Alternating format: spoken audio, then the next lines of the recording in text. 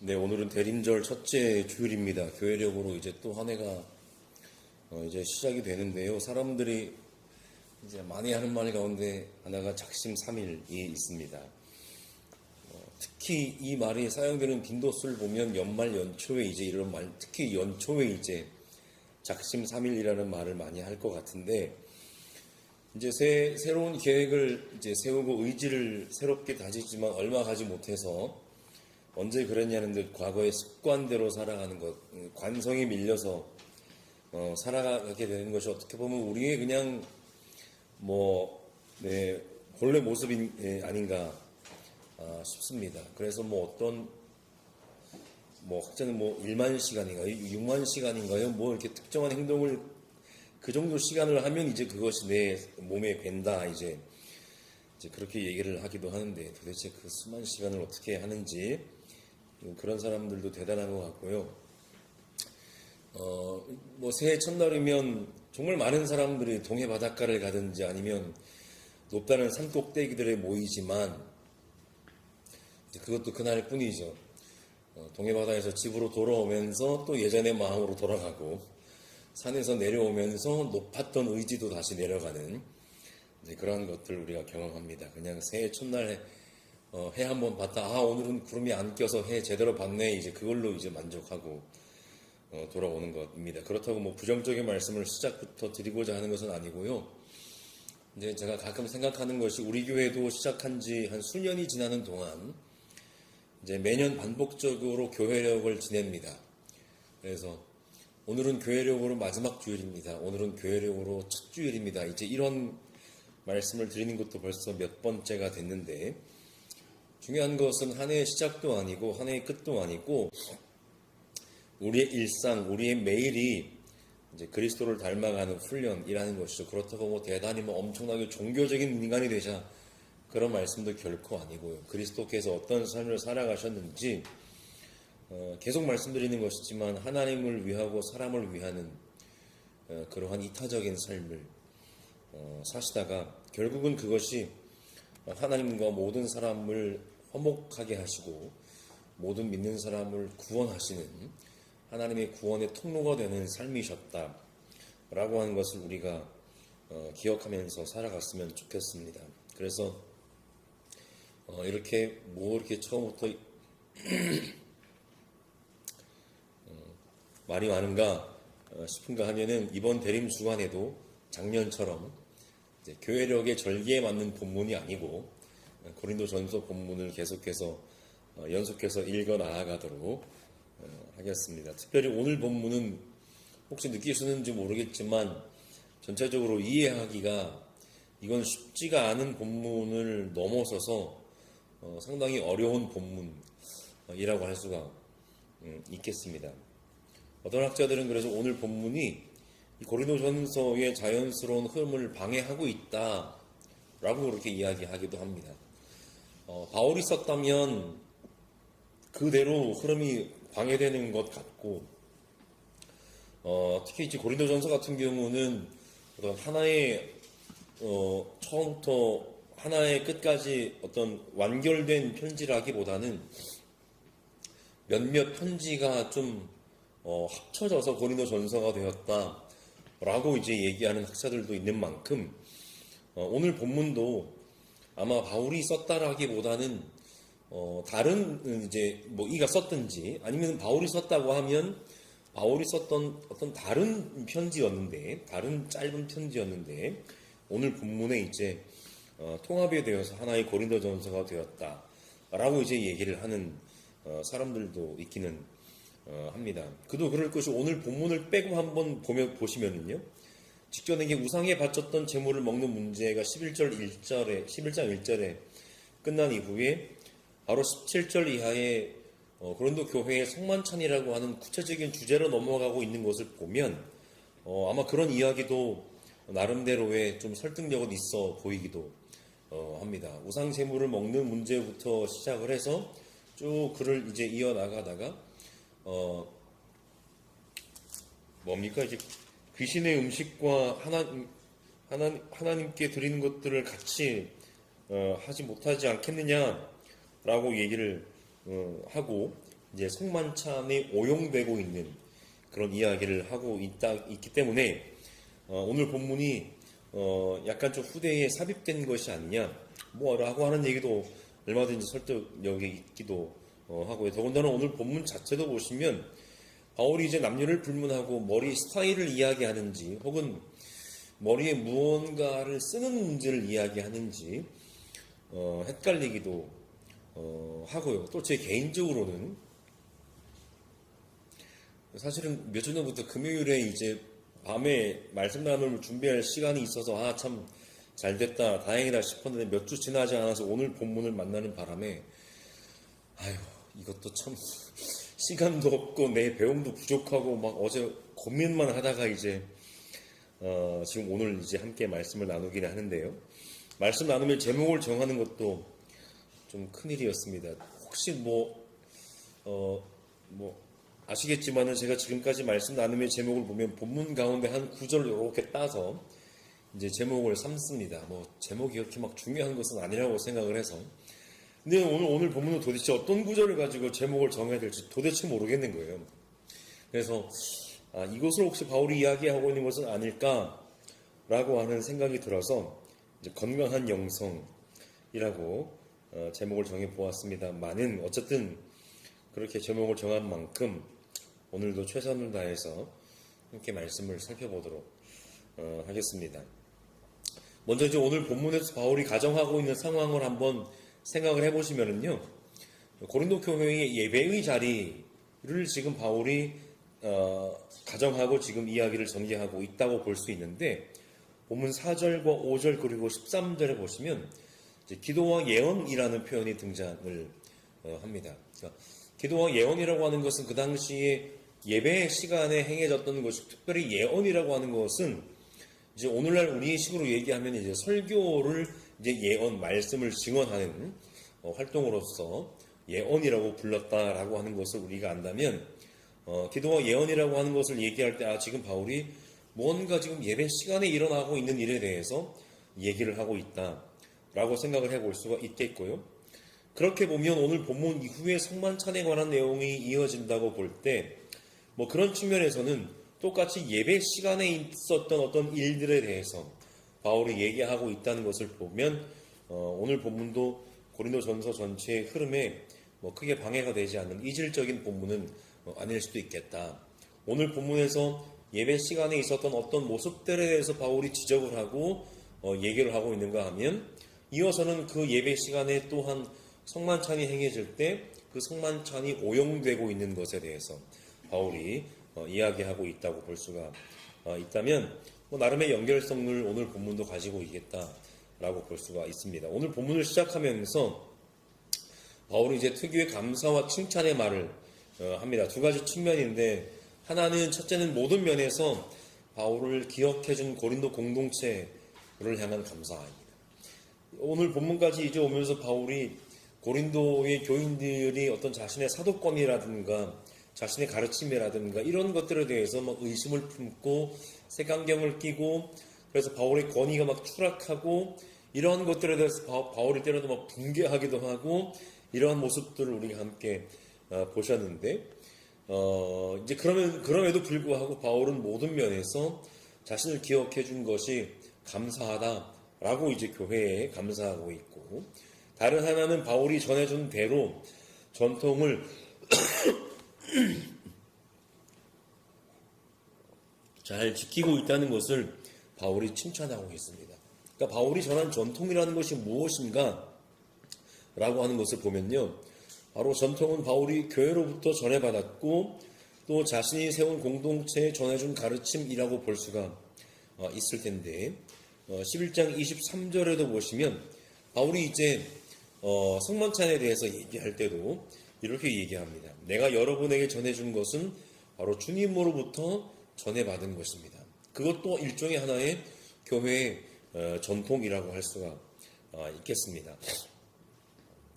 그런 측면에서 바울은 교회의 전통인 계승자요, 전달자라고 할 수가 있다는 것이죠. 그런데 그렇게 짧은 감사와 칭찬의 말 이후에 바로 이어지는 3절에서 바울은 오늘 본문의 소재라고 할 수 있는 머리에 관해서 이야기를 시작합니다. 네, 머리에 관해서 이야기를 시작을 하는데, 근데 이제 그의 말은 현대인들에게 적잖이 오해를 받기도 하죠. 특별히 오늘 본문 같은 경우에 바울이 남녀의 차등을 주장하는 차별주의자라는 것입니다. 하지만 우리는 바울이 2000년 전에 살았던 고대인이라는 사실을 잊어서는 안 됩니다. 그는 자신이 살던 시대의 영향을 받았다라는 것이죠. 물론 바울이 주님의 사도이긴 합니다만 그가 막 우주적 시간을 초월하고 넘어서서 모든 세계에 통용되는 윤리적인 관점을 가지고 살아간다고 하는 것은 사실은 말도 안 되는 일일 테고요. 바울 역시 그 시대를 살았던 그 시대의 사람. 우리가 이제 종교개혁을 또 이야기합니다만은, 그래서 종교개혁의 전통을 우리가 이어받고 살아가고 있습니다. 그러나 또 종교개혁에 또 중요한 역할을 했었던 소위 이제 종교개혁자들, 루터나 이제 칼뱅으로 대표되는 그런 종교개혁자들의 모습을 보면 그 사람들이 인간적으로 완벽하고 도덕적, 윤리적으로 완벽한 사람들은 당연히 아니었죠. 성품도 그럴 것이고요. 그러니까 그들 역시 그런 시대의 아들, 시대의 사람들, 시대의 자녀들이었다라고 하는 것을 우리가 알 필요가 있을 것입니다. 바울 역시 이제 그런 사람이었다라고 하는 것이죠. 그러나 중요한 것은 뭐냐면 바로 그 시대를 살면서 그는 예수 그리스도를 통해서 드러난 하나님 나라의 백성다운 삶이 무엇인지를 고민했고 그 삶을 살기로 추구했고 그런 삶을 살기 위해 그는 예수를 믿고 예수의 사도로 살았지만 평생 그는 고생 끝에 낙이 오지도 않았던 그런 삶을 살았던 이가 바로 사도 바울이었다라고 하는 것이죠. 현대인들에게 남녀의 차등을 주장하는 것처럼 보이는 그의 두 논지는 이렇습니다. 먼저 첫 번째를 보시면 바울이 얘기합니다. 각 남자의 머리는 그리스도요, 여자의 머리는 남자요, 그리스도의 머리는 하나님이시라는 겁니다. 여기서 이제 바울이 머리를 이야기할 때 마치 상명하복의 질서를 말하는 것처럼 보이기도 합니다. 여자는 남자에게 순종해야 되고 남자는 그리스도에게 순종해야 되고 그런 식으로 얘기를 하는 것처럼 보이기도 하지만 사실은 다르게 이해할 수 있는 가능성이 더 크다고 할 수 있는데, 뭐냐면 그리스도와 하나님과의 관계는 상명하복의 관계라고 볼 수 없습니다. 오히려 상호 신뢰와 사랑의 관계이죠. 이렇게 이해할 수 있을까요? 바울이 교회를 이야기할 때 결국은 그 교회의 머리가 그리스도이시다라고 했을 때에는 그리스도가 교회를 물론 통치하신다라고 하는 그런 개념도 있지만 사실은 한 뜻을 가지고 살아가는 사랑과 신뢰의 공동체라고 하는 표현으로 우리가 이해를 하면 교회의 근본적인 어떤 특징에 대해서 잘 이해를 할 수가 있을 텐데, 이처럼 남자와 여자의 관계 역시 어떤 지배와 피지배, 어떤 상명하복의 관계가 아니라 상호 신뢰와 사랑의 관계인 것이죠. 당시 사람들에게 머리라고 하는 그런 어떤 은유는요, 생명과 근원의 의미로 이해되었다라고 합니다. 그러니까 나를 살게 하는 원동력이 바로 이제 머리라고 하는 것이죠. 그래서 이제 12절에서도 바울은 뭐라고 얘기합니까? 모든 것이 다 하나님에게서 났다라고 하는 겁니다. 그래서 여자의 머리는 남자, 남자의 머리는 그리스도, 그리스도의 머리는 남자. 결국 그 모든 것의 생명의 근원은 바로 하나님이시라는 것이죠. 이렇게 본다면 바울의 말, 즉 남자나 여자나 자기의 머리를 부끄럽게 하지 말라라고 하는 말을 이해하는데 조금 도움이 될 수도 있을 것입니다. 결국 우리의 생명의 근원이 되시는 하나님의 이름을 오용하고 하나님의 이름에 먹칠을 하는, 하나님을 곡해하는 그러한 행동을 하지 말라라는 것이죠. 그 행동은 무엇이었을까? 바로 예배 시간에 행해지는 특정한 행동이나 모습이었을 텐데, 예배 시간에 다양한 갖가지의 행동들이 행해질 텐데, 바울이 지금 걱정하고 있는 것은 뭐냐면 그 예배의 행위들이 예배의 대상이시고 생명의 근원이신 하나님의 영광을 지금 가리고 있다라고 하는 것이죠. 특정한 행동들이요. 그 특정한 행동들이 바울이 말하는 것에 따르면 남자가 머리에 무엇을 쓰는 행동이라든지 아니면 여자가 머리에 무엇을 쓰지 않는 그 행동이 오히려 하나님의 영광을 가리고 있다라고 하는 것입니다.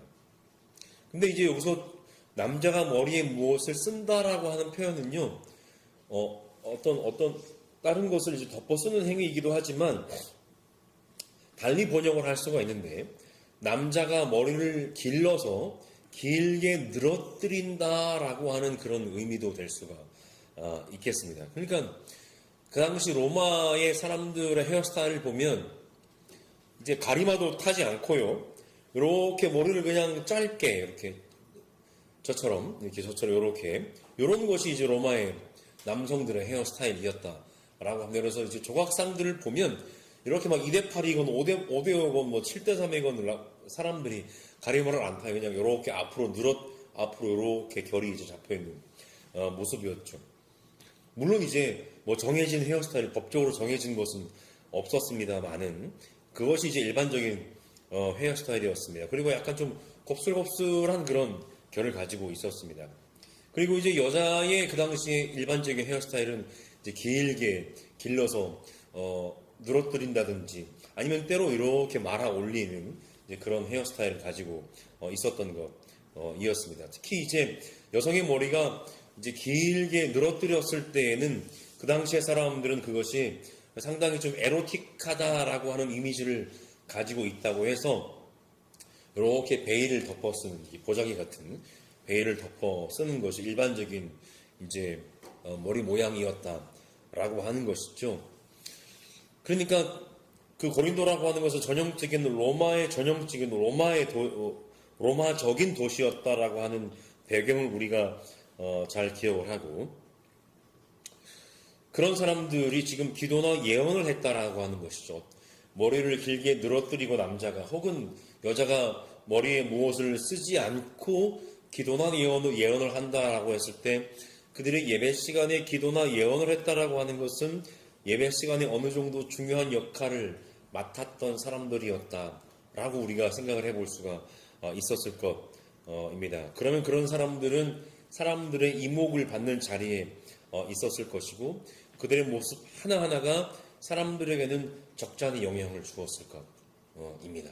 마치 우상에게 바쳤던 재물을 먹는 문제를 이야기할 때 그 사람들이 바로 사람들에게 영향력을 가질 수 있었던 사람들이었기 때문에 그 우상에게 바쳤던 고기를 먹는 문제에 대해서 조심하라, 그리스도의 자유를 남용하는 것은 덕이 아니다라고 바울이 얘기했던 것처럼 지금 11장 오늘 본문에서도 예배 시간 가운데 뭔가 나름의 역할을 맡아서 했었던 그런 사람들에게 지금 바울이 얘기를 하고 있다는 것입니다. 그런 자리에서 기도나 예언, 아까 말씀드렸던 것처럼 예언은 오늘날 설교의 기능을 했던 역할이었다고 볼 수가 있는데 그런 활동을 하는 중에 가끔은 소위 영적인 황홀경에 빠지는 경우도 있었을 것입니다.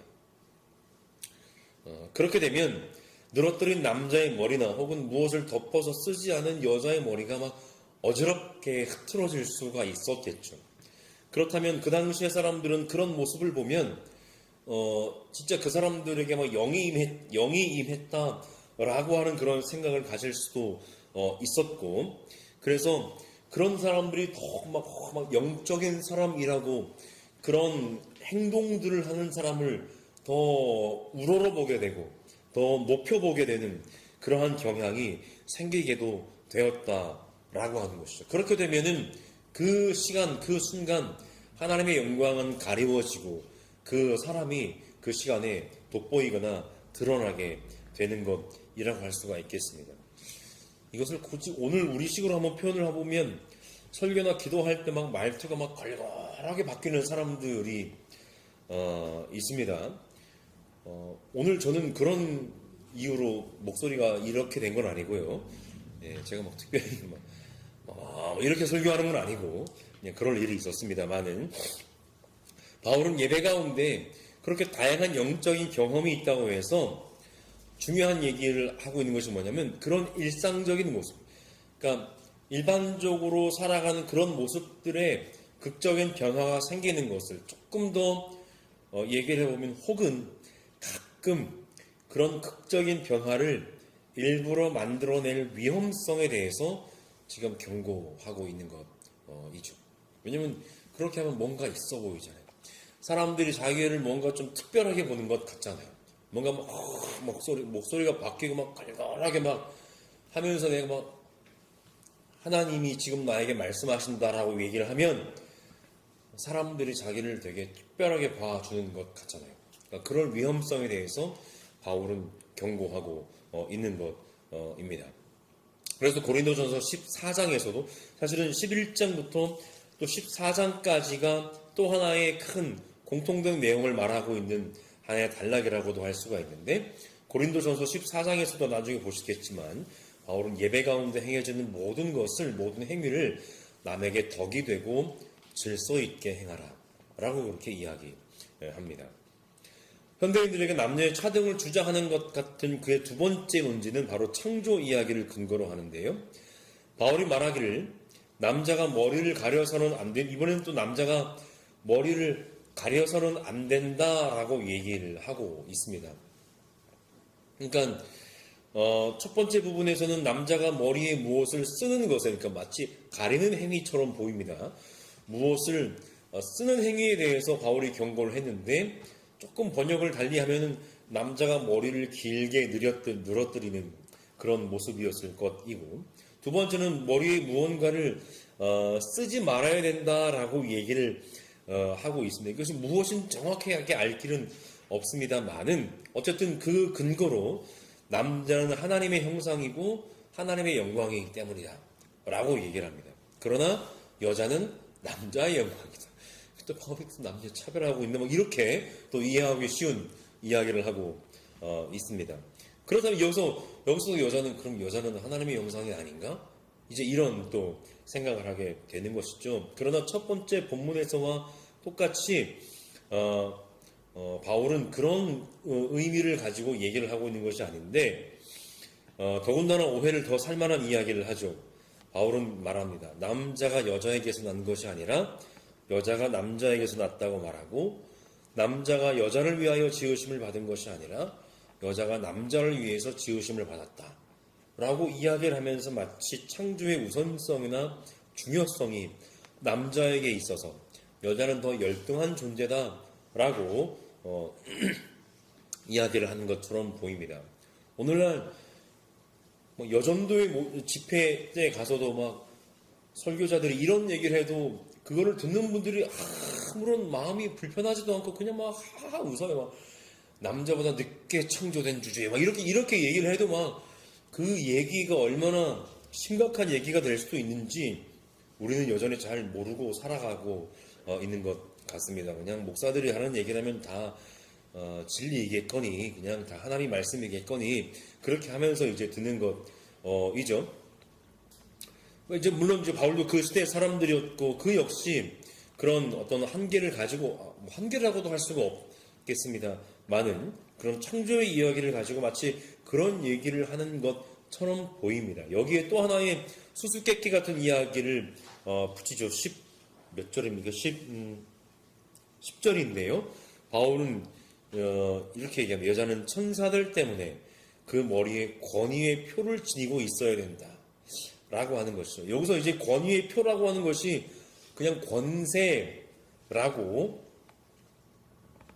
옮길 수 있는, 도대체 이것은 무엇인가, 어떤 의미인가 라고 하는 질문을 할 수도 있습니다. 한 가지 좀 이해를 해보자면, 머리에 권세를 지니고 있어야 된다라고 하는 의미는 뭐냐면, 그 당시에 여성들도 특별히 교회 공동체가 아주 특별한 공동체였다고 하는데, 로마의 여타 다른 공동체들과는 달리 교회에서는 여성들도 중요한 역할을 맡아서 할 수 있었던 공동체였다고 해요. 그러니까 얼마나 여성들에게 문이 열려져 있는 공동체가 바로 교회였다고 합니다. 이제 그런 것을 우리가 염두에 두고 생각을 해본다면, 뭐 천사들 때문에라는 구절이 상당히 좀 헷갈리기는 하지만, 여성들도 그 머리에 권세를 올리고 활동을 할 수 있는, 그만큼 권위와 권세를 가지고 활동을 할 수 있었던 그러한 것이 바로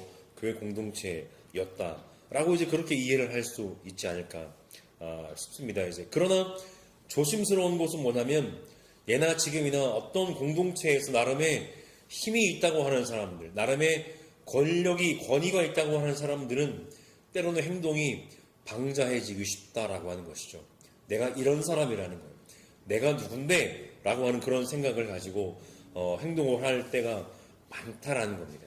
그 당시 고린도 교회 예배 가운데서도 그런 문제를 생기게 했던 일부의 여성들이 있었던 것 같습니다. 그러니까 바울은 남녀 차별을 이야기하고 있는 것이 아니라 교회 공동체 안에서 권위가 있었던 사람들의 행동에 대해서 지금 경고하고 있다라고 하는 것이죠.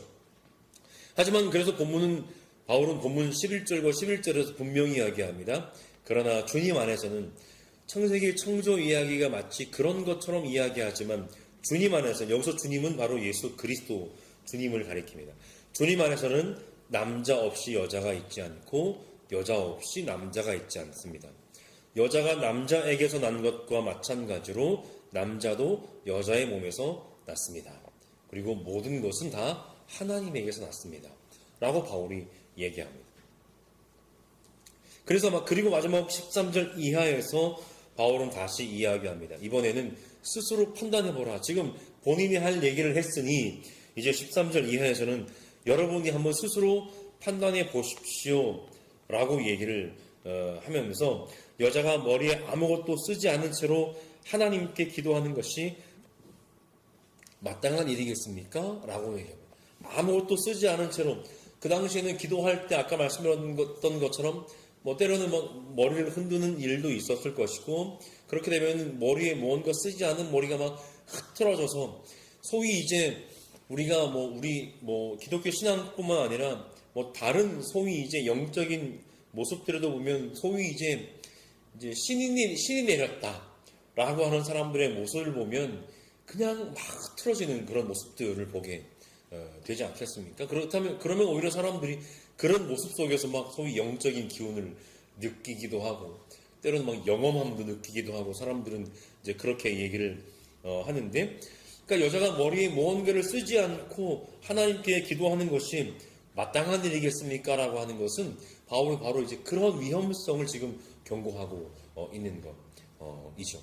그러면서 14절 이하에 보시면 바울이 자연 그 자체가 여러분에게 가르쳐 주지 않냐 라고 이야기하면서 말씀을 이제 본문을 결론을 맺고 있는데, 아마도 그냥 제가 이해하기로는 자연 그 자체라고 하는 것은 그 당시 사람들에게 통용되었던 일반적인 남성의 헤어스타일, 여성의 헤어스타일을 가지고 지금 하나님의 일반 은총적인 차원을 지금 그가 이야기하면서 그가 하고자 하는 얘기는 바로 이런 것인 것 같습니다. 여러분이 예배 시간에 무언가를 행한다고 해서, 물론 그 시간에 소위 영적인 경험을 할 수 있고 황홀경에 빠질 수도 있고, 바울 자신도 그런 영적인 경험을 했을 테니까요.